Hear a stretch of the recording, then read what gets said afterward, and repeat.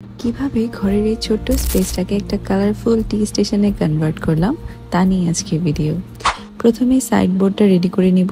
এর জন্য আমি এরকম একটা বেস নিয়ে নিয়েছি। ফার্নিচার শপ থেকে এই বোর্ডের বেসটা আমি কালেক্ট করে নিয়েছিলাম। এটার কোয়ালিটি খুবই ভালো, যার কারণে আমি ভাবলাম কেননা এটা দিয়ে কাজ চালানো যাক। তাই প্রথমে আমি এর মাঝে কিছু শেলফ অ্যাড করে নিয়েছি আর এরপর এটাকে হোয়াইট কালার করে নিয়েছি। এবার সাইড বোর্ডটাকে একটু স্পাইস আপ করার জন্য আমি ডেকোপাচ আর্ট করব। এই জন্য আমার একটা পছন্দের প্রিন্ট নিয়ে A4 সাইজে প্রিন্ট আউট করে নিয়েছি আর এখন মডপজ দিয়ে এগুলোকে ভালোভাবে স্টিক করে নিব। আমি চাচ্ছিলাম সাইড বোর্ডটাতে একটা ফ্লোরাল ভাইব থাকুক, এর জন্যই এই কাজটা করা। পেপারগুলোকে ভালোভাবে স্টিক করে লাস্টলি কিন্তু ভার্নিশ অ্যাড করে নিয়েছিলাম, বাট ওই ক্লিপটা আর নেওয়া হয়নি।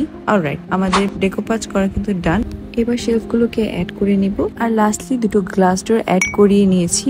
এগুলো অ্যাড করার রিজন হলো ভিতরের জিনিসগুলো যেন একটু ধুলোবালি মুক্ত থাকে। আর এটার টপে আমি একটা উড রেখে দিচ্ছি, এটা কার্পেন্টারকে দিয়ে আমি আগেই বানিয়ে নিয়েছিলাম। আমাদের সাইড বোর্ড বানানো কিন্তু শেষ। এবার ডেকোর করার জন্য প্রথমে ওয়ালটা একটু কালার করে নিব।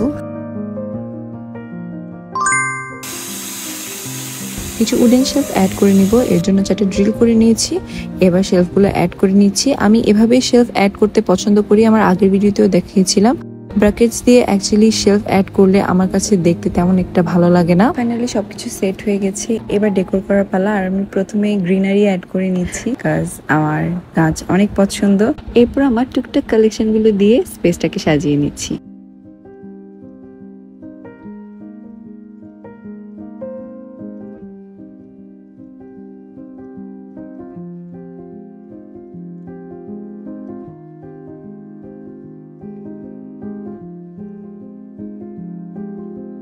আমি কোনো একটা স্পেস সাজাবো আর ওখানে লাইট সেট আপ থাকবে না তা কিন্তু হয় না। উপরে সিলিং ল্যাম্প তো থাকবে, আর একটু ডিফারেন্ট লুক দেওয়ার জন্য আমি এই পোর্টেবল লাইটটি শেলফের সাথে অ্যাড করে নিয়েছি। আর এই তো আমার সাজানো কিন্তু প্রায় শেষ, and this is the final look.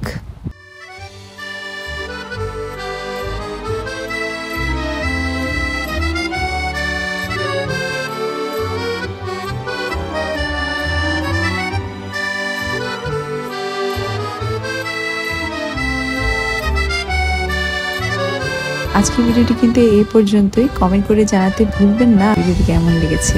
দেখা হবে নেক্সট ভিডিওতে। সবাই অনেক ভালো থাকবেন। আল্লাহ হাফেজ।